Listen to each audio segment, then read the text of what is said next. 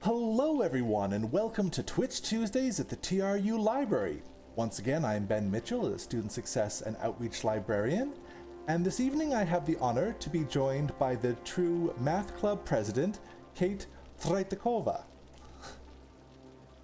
Welcome, Kate. Hi. I can see that my video is a little bit backed up, so I'm not sure how we're going to be matching. But yeah. I think it's going to be okay. Oh yeah, you know, there is a slight lag between like what you see on the Twitch stream and what you actually are, like the voice in the game itself. Okay, yeah, all right. So we're all good. But yeah, I'm glad to be here and chatting with you. Yeah. So you're president of the math club, but you also said that you're interested in this game, City Skylines. And so I have to admit that I was not aware of really much of these games. I haven't played like an urban design game since like SimCity 2000. So I just got this game for tonight and I was playing around with it, but it sounds like you're quite fond of it. So yeah, I'm just curious, like what sort of things do you enjoy about the game? Well, you see, I was interested in urban planning for years. At this point, my mom at some point asked, like, why are you going for a math degree if you love urban planning, and watching so many videos about urban planning of what's the difference between European cities or Ukrainian or North American cities. Why are your guys' cities here more designed for cars and European cities more designed for humans? What's the difference? How does it affect traffic? How does it affect the community and stuff like that? But for me, it's more like a hobby, I'd say. Okay. And this game is so complicated. I'll be honest. Most of games like this are like SimCity, you noted, amazing game, but it's pretty straightforward. You don't really need to think much. In City Skylines, I think I probably got a first normal city at like 40th try. Oh yeah. It's really hard because you need to keep track of like how much energy you use, how much roads do you have. Everyone can get to their work, but it's not too close because it's a pollution, because those are the factories that you're putting right now, actually. So you usually need this zoning structure, and then you also want parks, and that's where the problems start because you need budget for them. You already have a problem with garbage. Those are the worst. So how do I fix that? I don't really see a what's this? So Landfill I would first site. suggest actually maybe the deposit, because that will help you out. Boop. And put a landfill somewhere far from where the humans are. Yeah. Somewhere from like more factory side, but not too far. Not too far, okay. But yeah, so there's a lot of different features that this game has. Building must be placed by a roadside. All right. Yeah, it's a lot of things, and they get opened up depending on how big your population is. And sometimes people leave. So if you have some kind of problems in your city, like you don't have a hospital, you will get a lot of sick citizens, and they will leave, and then your city will go into zero real fast. So I would say it will be totally okay if this would not work. I think usually it's like 1 of the 10 cities work. Yeah. And you can also manage the budget for everything. So if you click on the hospital, I think that's how you do it. In your city. Okay. There's a little open the budget panel. Wow, this is quite involved. It is very involved. Over there, open budget panel, you can change the budget of this. So if you know you don't have a lot of citizens yet, you better decrease the budget a bit, because then you're just wasting money on the budget when you're not using it. Okay. And if you put those taxes too high, people will leave because no one wants to live where your taxes are like taking off more of your paycheck that you want.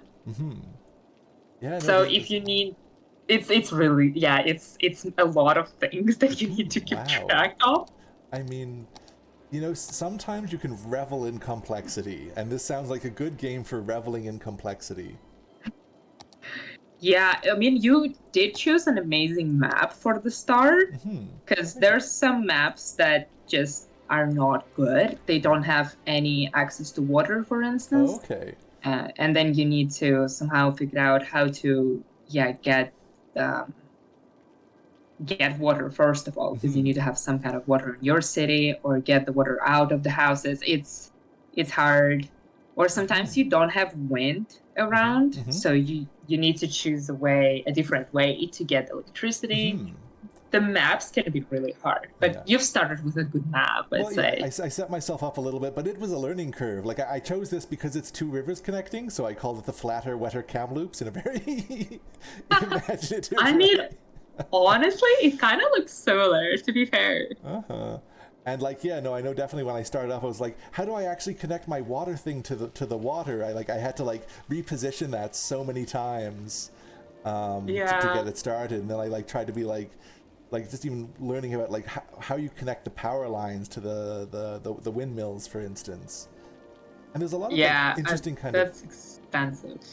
and there's a lot of kind of interesting like kind of assumptions built into the Oh, game, right? Like right. just in terms of like how much how much energy wind turbines produce, or like what their noise pollution is, for example, versus a coal power plant.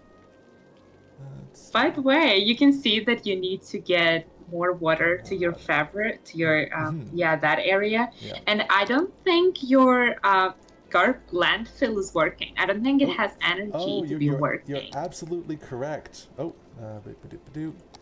it does not I have think energy. it I think it needs energy to be Yeah, running. yeah, it has that little. Yeah.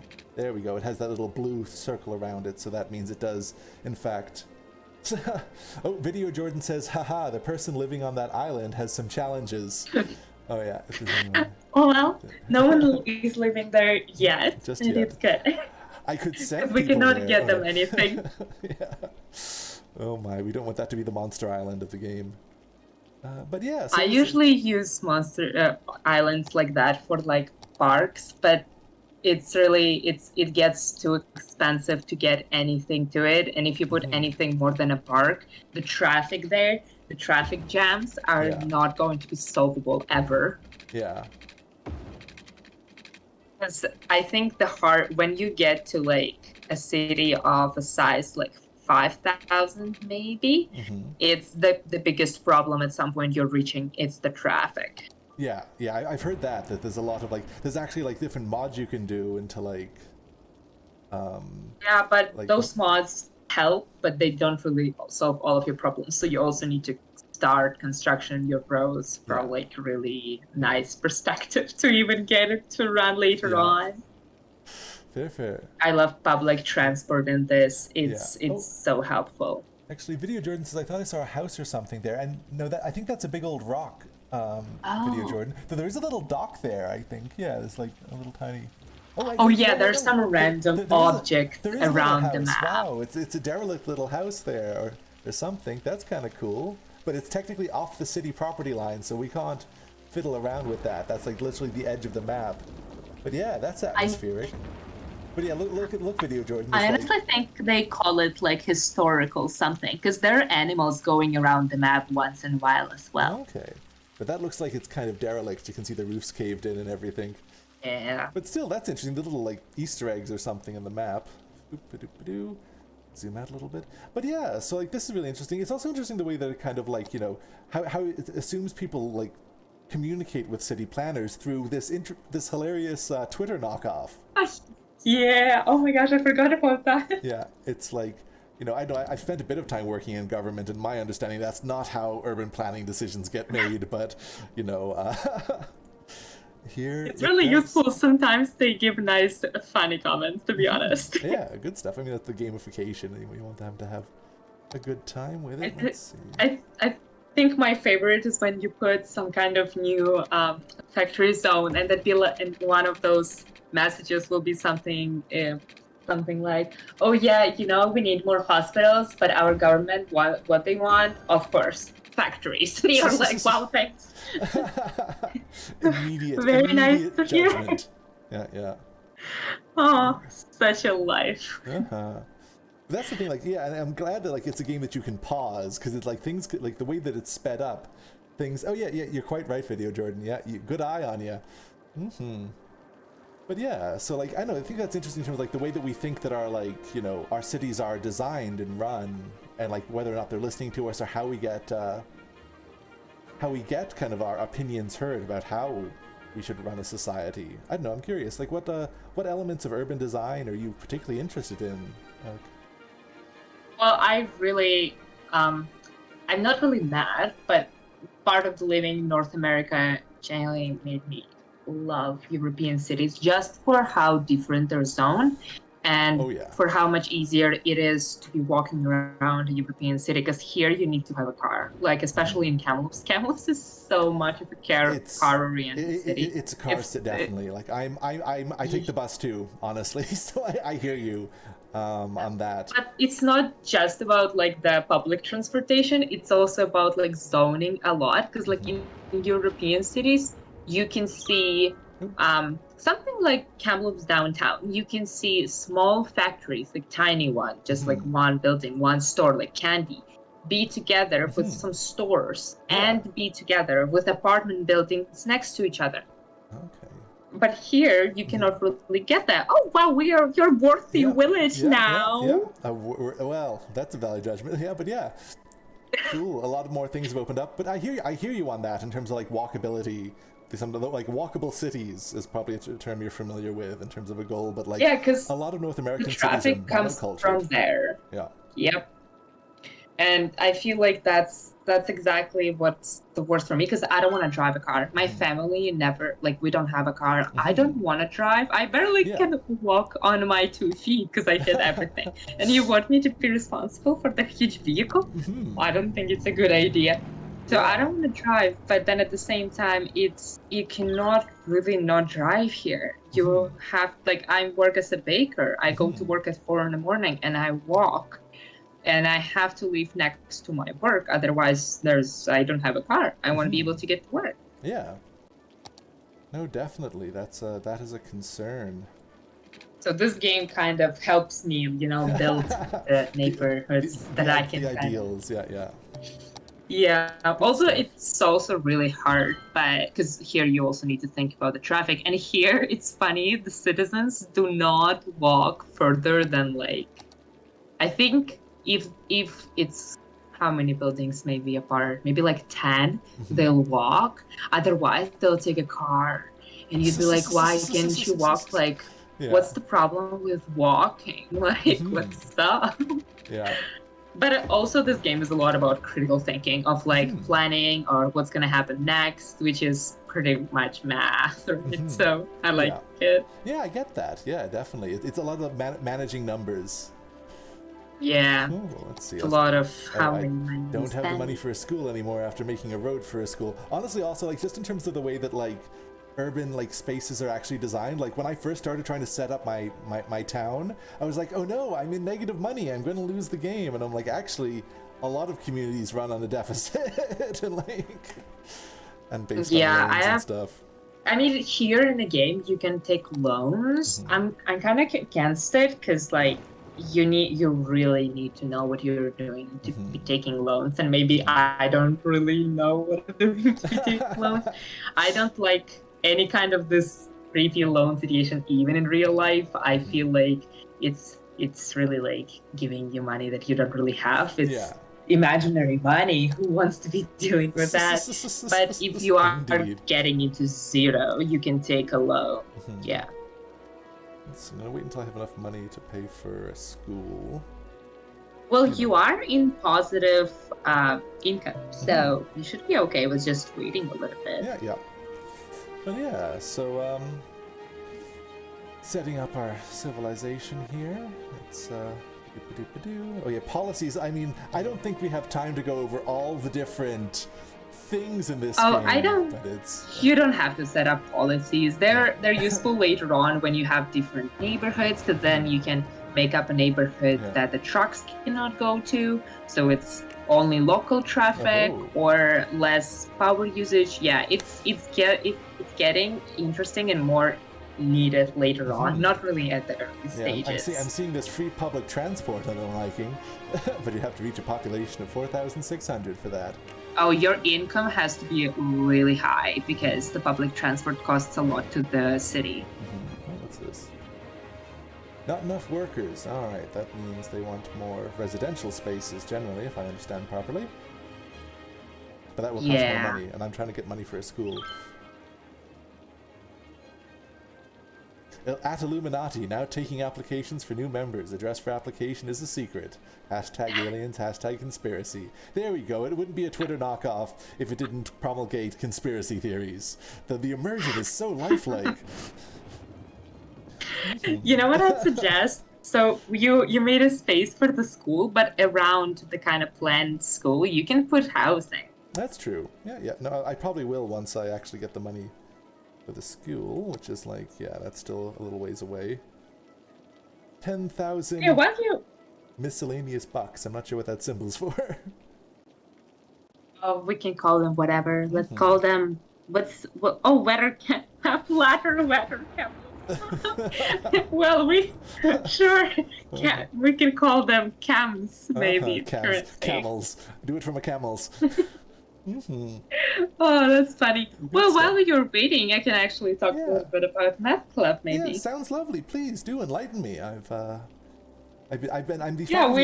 faculty advisor to the TRU Gaming Club, and I've been trying to talk to more clubs, but I haven't actually. Yeah, this is my first time engaging with you folks in the Math Club. So yeah, I'd love to hear what you're up to. Well, you see, Math Club has been really like a not official TRU club before last year. It was mostly based on one faculty member who was bringing up taking some actual math students and dealing with bringing up some math talks, putting them into contests that faculty is organizing. And then last year, I mean, I got to TRU a couple of years ago, and I have been volunteering and participating in a lot of math contests when I was in high school. Cool. And I was like, we need more people interested in math, because math is crazy interesting. And what students are shown here in high school is that math is just algebra, which is not true at all. Yeah. And I was like, well, but they don't even know what math is. And then they decide, oh yeah, I'm bad at algebra, I gotta hate it. And I'm like, well, no, that's not really what it is. I hate algebra too, but I'm a math student. Yeah. So last year, me and my friend, who's been at TRU, I think for like 9 years now, he's like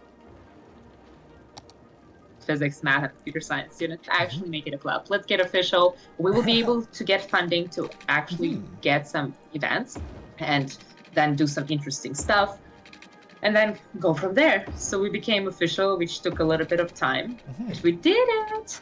And now we're organizing a couple of events. One of, I think, usually faculty of mathematics and statistics, it's like one event per semester, and now Math Club does one event per semester. So we're doing one contest in fall, which is a team contest. It's going to be happening in November. It's called Math Battle. It's like for grade 11 through second year university students. It's a team problem-solving contest. Kids here do not know it's possible to run team contests in math. Cool. So we tried it last year. We had 2 teams, university team and a North Camp team, and North Camp won. That was so much fun. Because it's not just math, right? It's a lot about strategy, team management, and yeah, it's much more than just problem solving. They loved it, so. I'm curious what did the actual competition look like? Is it like, like someone's given like an algebra question, someone's given a trigonometry, or maybe like a calculus type thing? No, what does it actually look like in action? Yeah, it's like they're getting there. So it's usually on Sunday. They're getting there closer to like 10, and then they have 3 hours just to sit in their room and solve problems. Just like they get a set of like 8 problems. They have whatever time they want. I mean, 3 hours, of course. But they can solve it together. They can solve them separately, whatever they'd like. The only thing we have is like you cannot use phones or computers or any kind of source of information. I mean, you can use books. But yeah, we're totally fine with books, but no internet and no like phone calculators, just usual calculators, stuff like that. And then afterwards, so the teams are paired and 2 teams get into the same room and they kind of battle each other with their problem.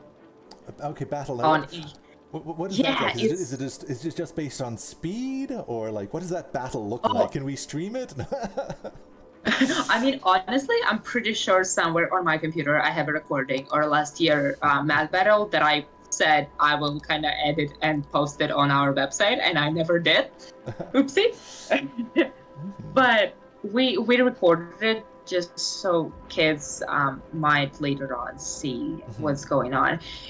I'm looking at your city. If you're planning to see a school, you probably should connect that road that goes around to your Yeah. main one, so then everyone will be able to access the school. Yeah, Oh, that's you probably put gonna. two. I see. I see. I didn't want to. Did I put two? Is that a school? I did. Oh, maybe that's why I ran out of money. I didn't realize I placed that down. Honestly, I felt a bit bad because I didn't want to eminent domain the people in the houses here, but I probably Still should. want school to stay there, just not for now. You can just turn it off if you click on it on the very edge one. Yeah, I will do that You then. can just like set it not to be taking any budget, so it's just going to be Well, closed for I'll now. do both. Because like it just kind of like destroys the buildings when you when you build a road through it, and I'm like, oh no, people live there. Yeah. But yeah, there we go. Okay, so we got our school set up. But yeah, so okay, so you have these math battles. Yeah, so they battle each other at like specific order. At the beginning, there's team captain kind of challenge. It's just a small 2-minute problem. Whoever wins can decide if they want to be called first or they want to call first, and then in a specific order they call another team. And for instance, I call team, I don't know, super mega brains for the problem number 3, and that team Oh. actually has a choice. Oh, interesting. They can, if they have the solution, they can accept it and then present their solution and see how good it is, and the other team can challenge it. And yeah, that's, you need to get through that.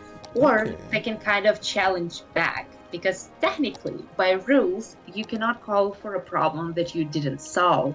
And if you cheated and kind of tried to call for a problem that you didn't solve and you got caught, you're losing automatically 12 points for that problem. Okay.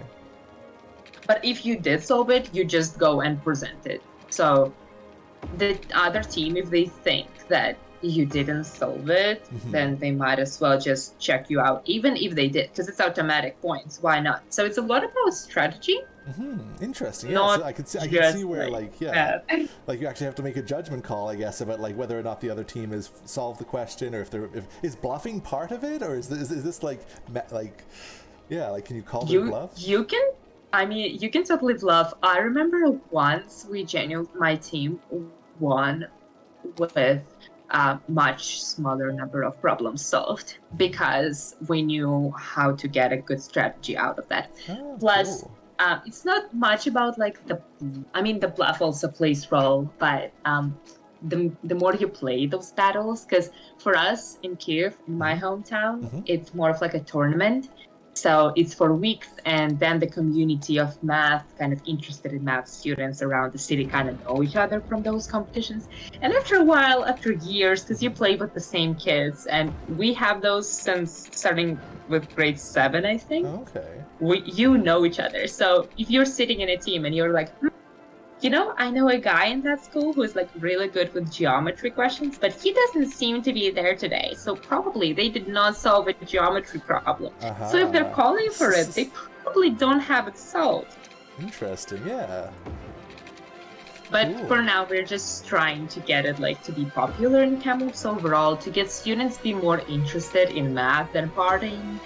So, by the way, why are you doing your water like that? Don't I like have in to double line? Don't I have to connect the pipes? I mean, the double pipes are just kind of a default, right? One is you mean like? Yeah, but you don't need to have them from both sides of your road. That's what I meant. Oh. No, because if you can see that if you build one, it gives you an area that it kind of covers. So as long as you go close to the middle of the road, you should be able to actually cover both sides with just one pipe. I see. That's probably cost me a lot of money I didn't need to pay then, didn't it? You can still delete them though. Yeah. You can still save some money. All Oh, right. maybe that's why your budget for those was so low, because you're Hmm. technically covering every building twice. Yeah. Okay, I see, I see. Maybe, yeah. All Oh, right. something? You need a police station. I guess I do. All right, I'll save up the bucks for it. But yeah, so you have these competitions. I do agree with you, right? Like, I don't know if you've looked into like the history of like math. Oh, a building has leveled up. If you provide a good service and education, have a high land value, then buildings need to be improved. Cool. I don't know if you looked much into like the history of math education, but like there's this text that came out in like 2002 called Lockhart's Lament. Are you familiar with that? Oh. Not really, no. I know they changed a lot of like high school curriculum over like the last 10 years. They took away a lot of good things. That's all I know. Okay, it's kind of like a popular account of like why this math teacher, I think a high school math teacher, making this plea of like, why is it that we teach students math in this way? And he goes through a little bit like, if you tried to teach a student art like you tried to teach them math, they would end up hating art because they don't get to actually like or music, I think, is the example he uses at the first. They don't actually ever get to like play an instrument or touch an instrument. It's just all music theory in the abstract without actually like playing around with it. Yeah, I know it's a curious one to check out. I remember like when I was honestly, because I mostly did a humanities education, I got further and further away from math. But I remember as a kid being really fascinated by number patterns. Like I discovered something new in the world when I was like, okay, like 1 times 1 is 1, and like 11 times 11 is 121, and 111 times 111 is 12,321. You create this pyramid of like one that ultimately goes 1, 2, 3, 4, 5, 6, 7, 8, 9, 8, 7, 6, 5, 4, 3, 2, 1. And I was like, I have discovered order in nature. So that honestly, that's like that you just described pretty much how I go and recruit students in the first year classes. Yeah. Oh, cool. Because I don't really because I walk around with my vice president, and he's really based to the fact. He doesn't really he's not really into like that kind of that interesting things that you can actually attract people with. I mean, he is very structured. He's amazing, but because he's also in physics, he's using math as more like a tool. Oh, okay. And he's not really into math as it is. But when I walk to classrooms, I easily can like bring up something cool that people don't even know it's math. Another day I was chatting. Who I was chatting with? It was some kind of a first year student. I honestly don't remember.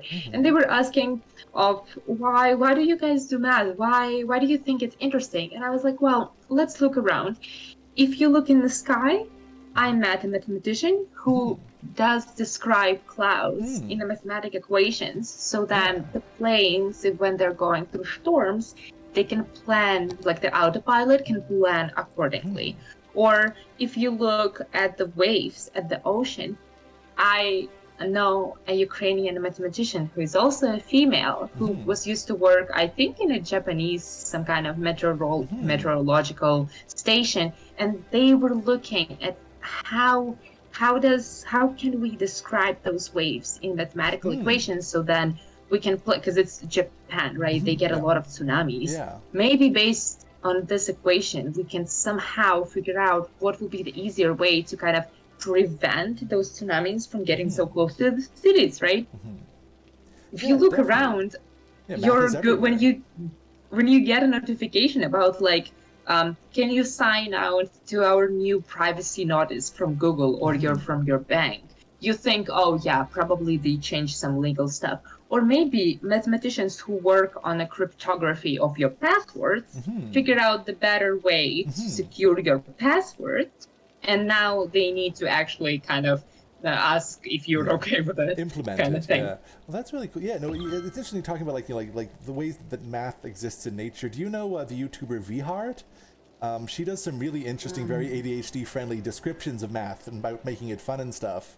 And she's very chatty, and she uses like illustrations and stuff and like little semi animations and things. And Yeah, I know, it's really cool. I mean, the golden ratio, I think, wins among the nature. I don't really get the same vibe about golden ratio. I don't Yeah. know. I can agree that it's like everywhere, but to me, it.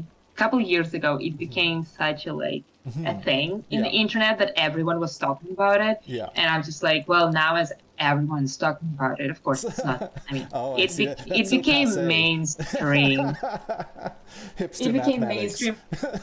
Well, because like when a mathematician is talking about it, it's one thing. When a group of like guys who are interested are talking about it, it's a different thing. And then it's a totally different thing when I don't know, sociology students just talking about it as is just like a mainstream thing, right?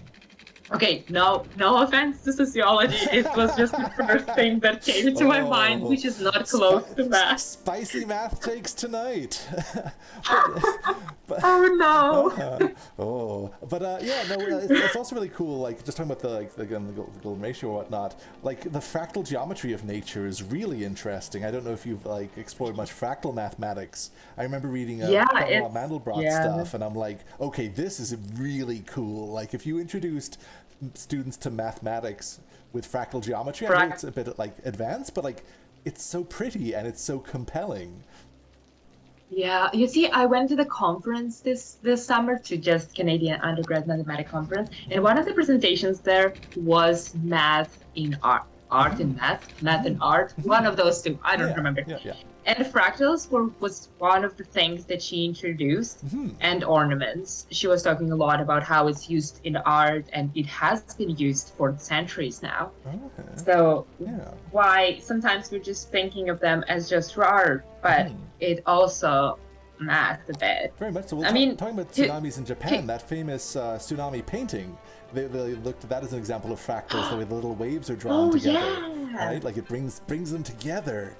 They're not opposites. They complement each other.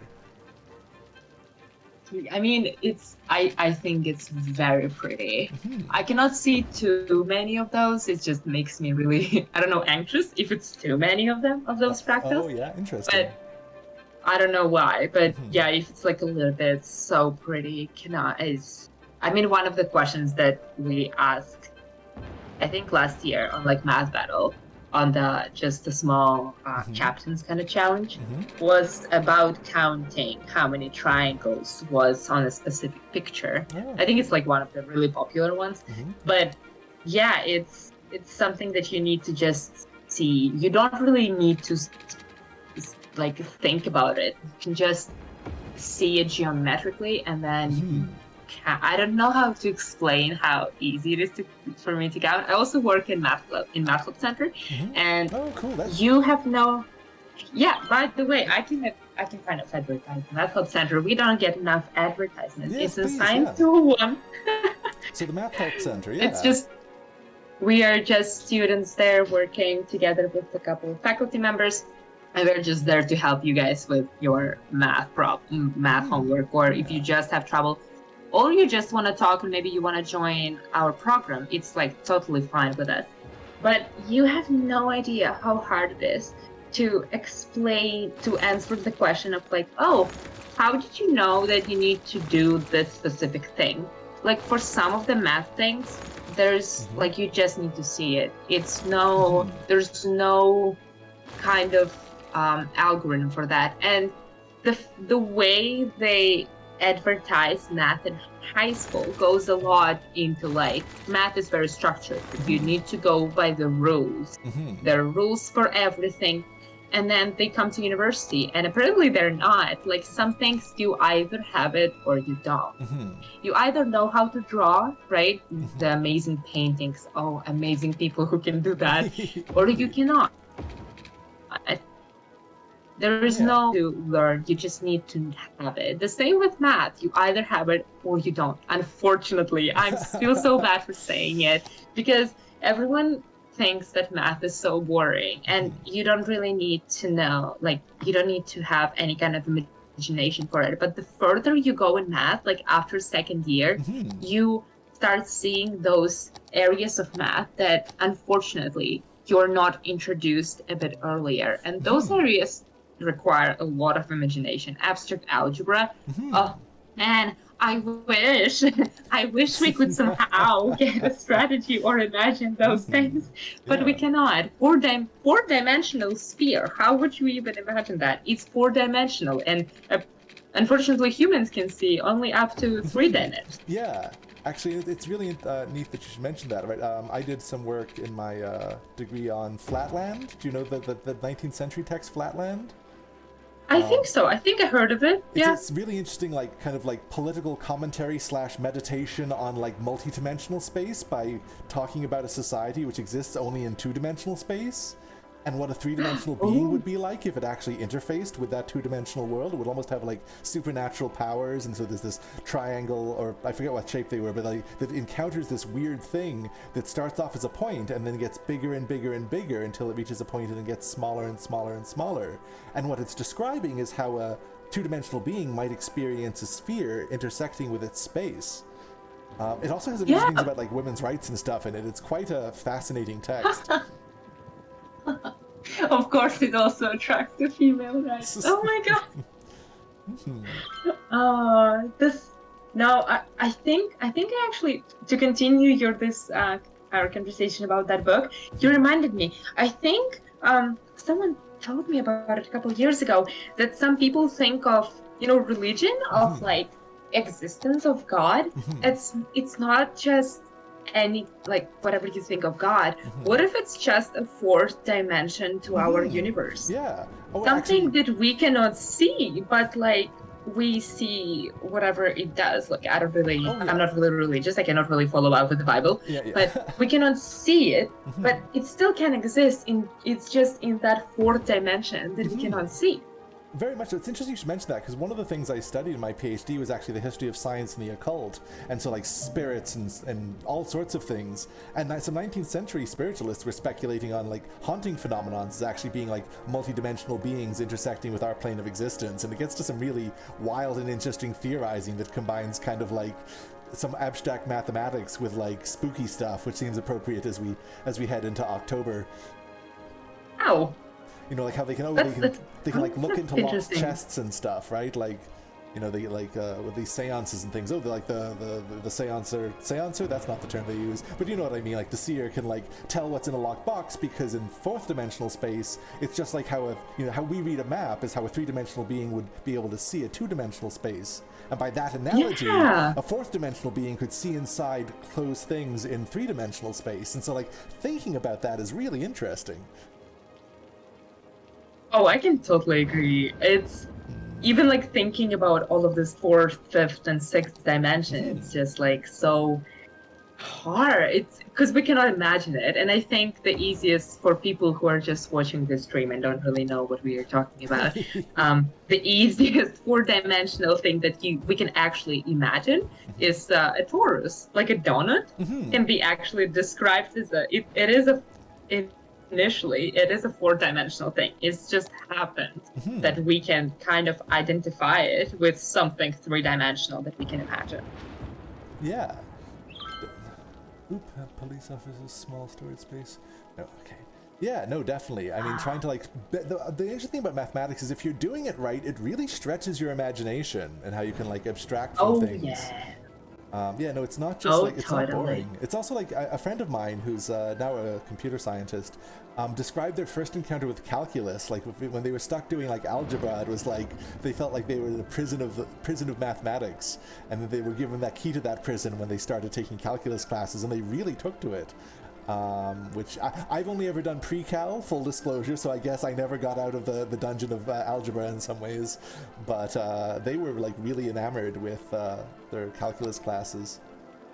Let's see, I don't know, calculus scares a lot of like the 1st and 2nd year students, and I cannot really just tell them that, after like 2nd year, you almost don't use depends on where you go, which area. Like I do not use calculus in my usual life for whatever area I'm in. I don't use it. Like I'm in a totally different thing. And everyone thinks that like math is just whatever calculus is. Like if I don't get calculus, I'll like be bad in everything else. I'm like, Yeah. no, honey, no. In the It's kingdom not really how it works. Yeah, in the kingdom of math, there are many provinces. Oh yeah. Oh my God. You know, I at work once we have a whiteboard and I put a homework question on it because I needed to finish it up. And my colleague was like, "What is this?" I was like, "Oh, that's my homework question." He was like, "Is this math?" I'm like, "Yeah, why?" He's like, there is no number. Like there's not a single number in this question. I'm like, yeah, because it's my area does not really need numbers much. Like, I'll tell you that. What are these squiggles? What is this sigma everyone's talking about? Is it some sort of like macho thing? I don't know. But yeah, no, I do know what sigma is. I'm just being facetious. I feel like I should add that caveat in there. Yeah, let's see what's going on in our city. Alrighty. So yeah, so we've been expanding a bit. Electricity, we're starting to get into the yellow in terms of electrical output. You know what I would suggest? Because your population went down a bit. Last time I checked, it was like really high. If you want, next time you're gonna be building something, fill up the space between your roads more. Fill up the space between them?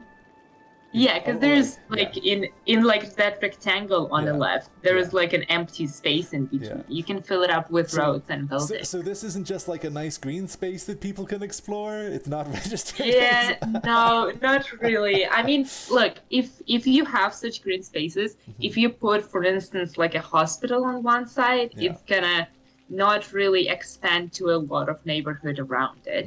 You want to have enough road access so other buildings can actually have access to the same hospital or high school or wherever you'd like. Sorry, go for it.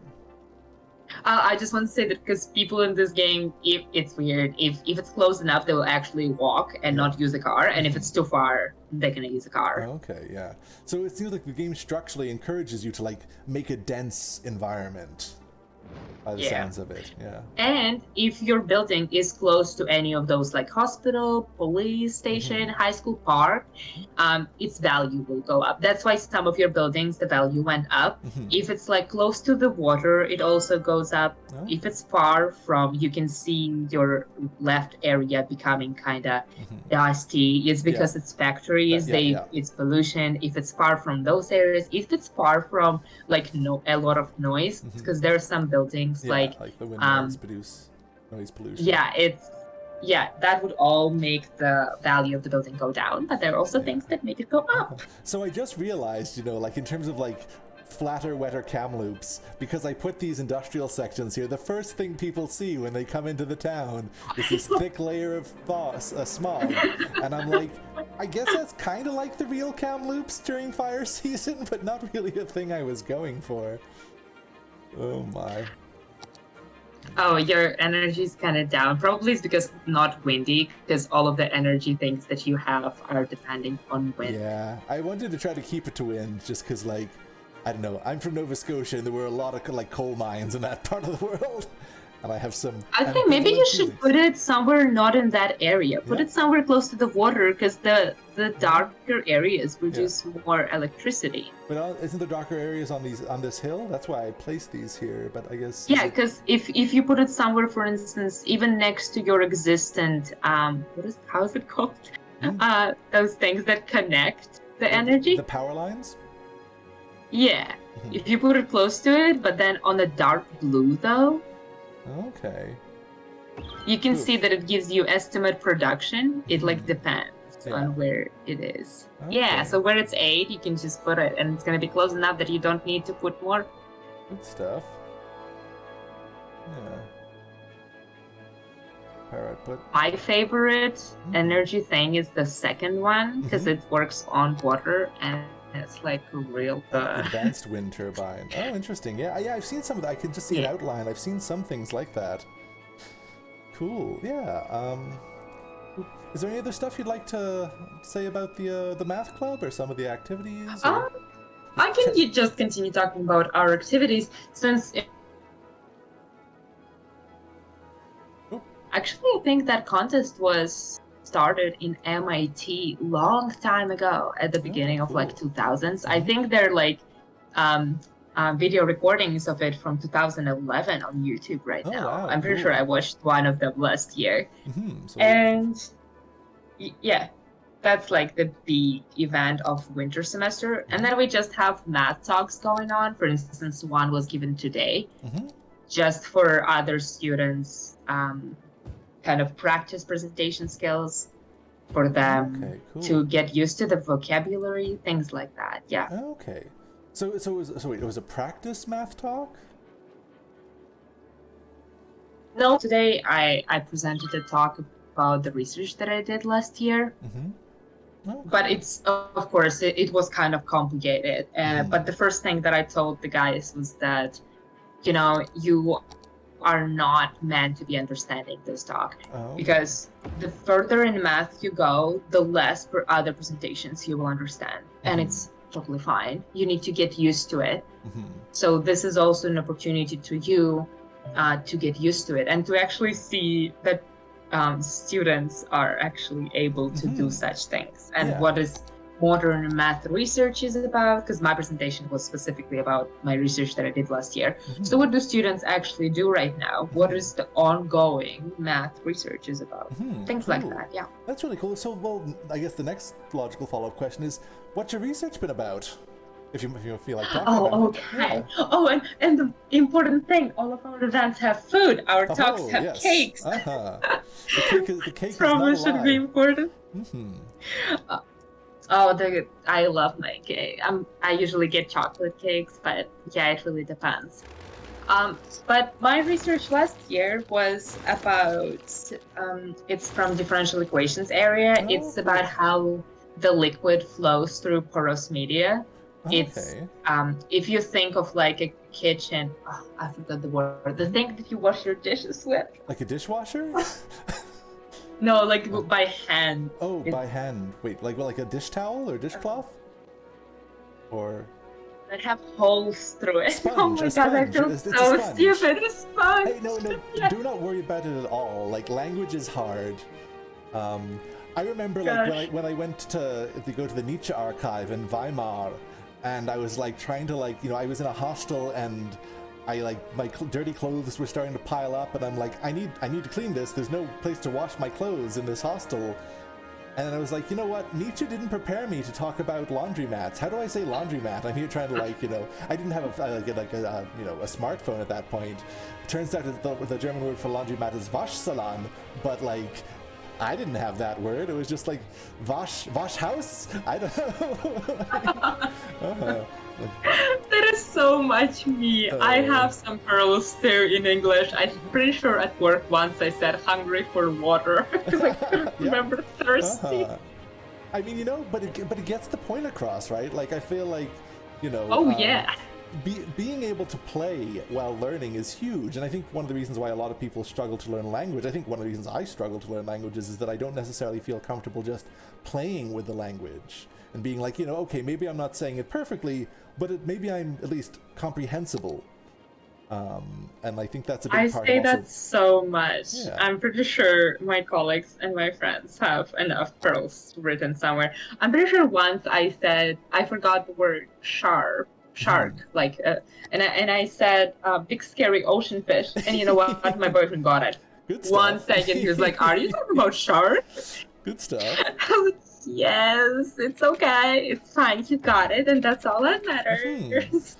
Good stuff. But thank God for my presentations. For my conferences, I kind of had notes with me, so I didn't need to have this kind of explanations. But yeah, what I did, it's research. What about if we have our pumps, but not circular shape? But what if it's more of like an ellipse? What's going to change? How will the liquid go through it if it's different shape? Yeah. And there's an interesting condition comes with it, which we did not have when we took that problem in usual polar coordinates. So it's kind of something new. And it's an ongoing research. I'm pretty sure my supervisor continue doing the same things in like other coordinate systems, because there are 9 more, I think, that you can take that problem too. But not with me. This was just my hobby for last year. Ooh. Yeah, no, and relative to urban design, when you're dealing with porous materials, I mean that's a big part, like the water table and limestone and different kind of Yep. substances and how they affect water filtration qualities. Like there's a lot of things you could do with that kind of research, I imagine. Let's see. Yeah, she's mostly working with environmental science and physics students. I think she's coordinating a few, because TRU has environmental science master's program. I'm sure she's coordinating, I think, a few of those students with their master's degree. It's just I was a math student, so I was like, yeah, I cannot really do physics part of it, but I can do math. Yeah, cool. Let's see, does that need water, zoning? Boop, boop. Yeah, I'm glad this game can pause though, because it's constantly like the numbers are ticking, the numbers are ticking, the numbers are ticking. I'm really surprised your income has been positive for so long. Wow. Yeah, because I usually, the biggest problem I had is that at the point when you hit all of those hospitals and police stations, and if you don't manage your budget really carefully, you might hit a wall when you cannot do anything. And you just need to wait until you have some kind of money to do anything, which is kind of annoying. Yeah, definitely. Oh, public library. I'm a little bit biased, but I think that's going to be my next goal if we have time. But yeah, cool. So yeah, so like math is. Sorry, yeah, go for it. Oh, I just wanted to say that it's funny to me how you planned your city so like spacey kind of thing. Yeah, I mean, planned is perhaps like a generous word here. Oh. Because I wanted to make sure there was plenty of green space in between them, right? Like, I know there's some YouTube. Fair, but yeah, those don't count. But I think there's some YouTubers who actually play City Skylines, and then because you can click if you go close enough to like the road where you actually can see some kind of humans. You can click on like a human, for instance, if you pause and just click on it. Tyler Graham, uneducated child. Oh, you can. Wow.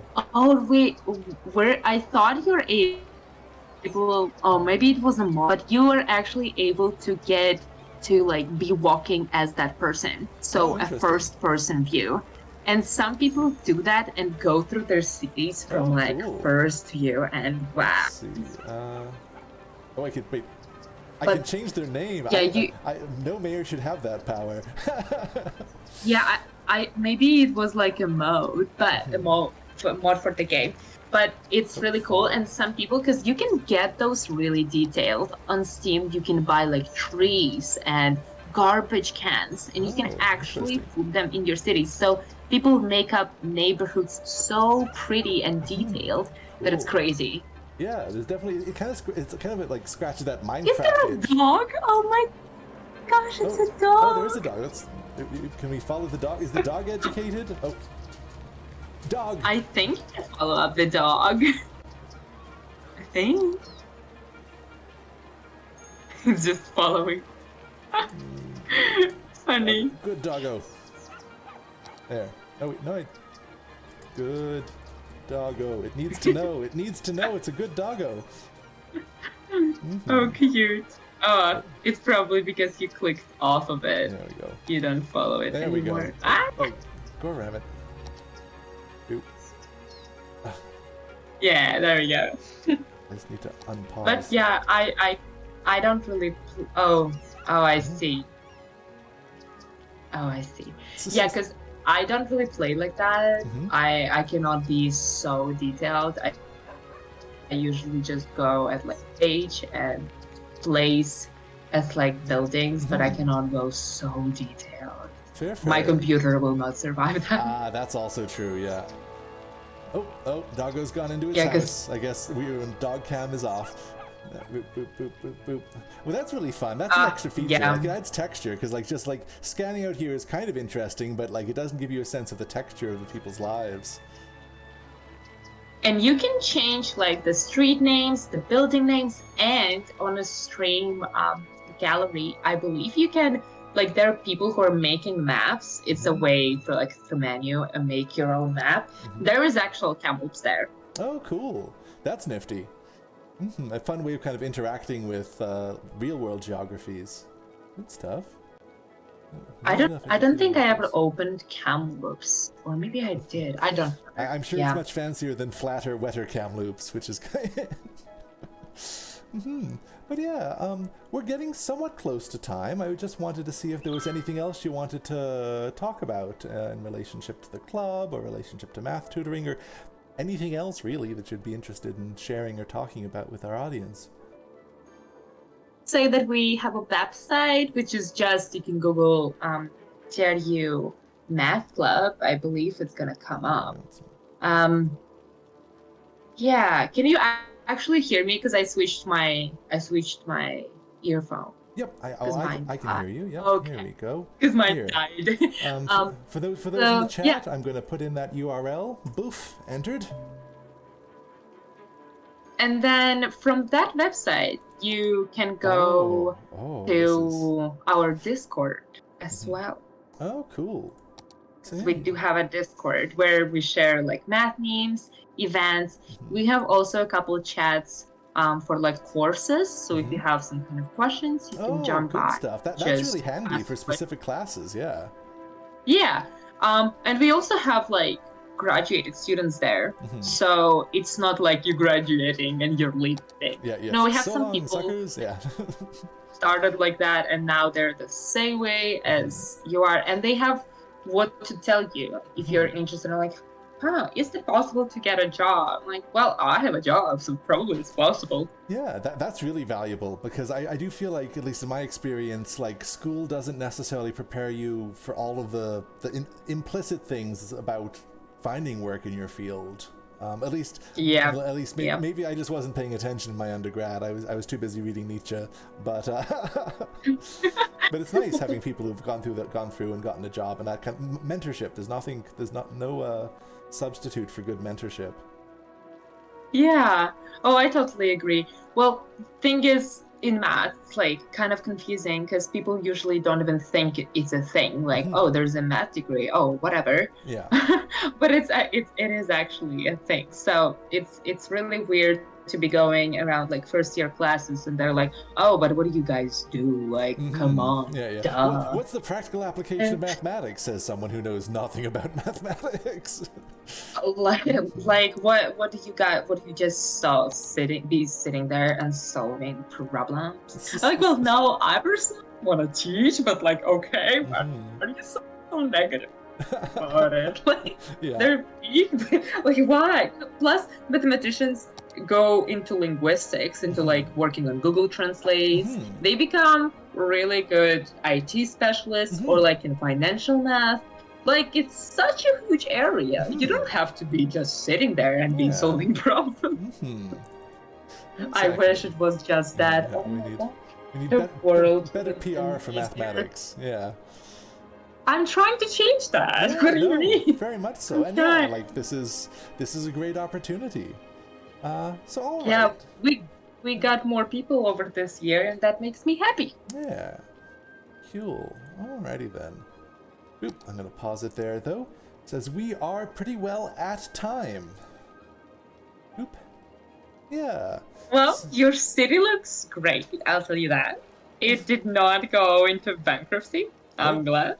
Not at time of recording. We'll see how I go afterwards. But yeah, well, thank you, Kate, so much for joining me. It's been a delight chatting with you. Again, the TRU Math Club is recruiting new members for their math battles, their epic math battles, and they can provide help with courses. They have a Discord server, and also Kate is part of the math tutoring, math help. I forget what it's called exactly. Math Help Center. Math Help Center. There we go. Yeah. Alrighty then. Well, thank you everyone for coming by. Next week, I'm not entirely sure what we have planned for next week, but I'll let folks know when I know it. Any final thoughts, Kate? No, just thanks you, Ben, for inviting me to be here. I'm glad to tell people a little bit about math, because that's what I do. Indeed, and you do it well. Alrighty, well, Thank you. have a good night, everyone. Be safe, be well, and enjoy the wonder of learning.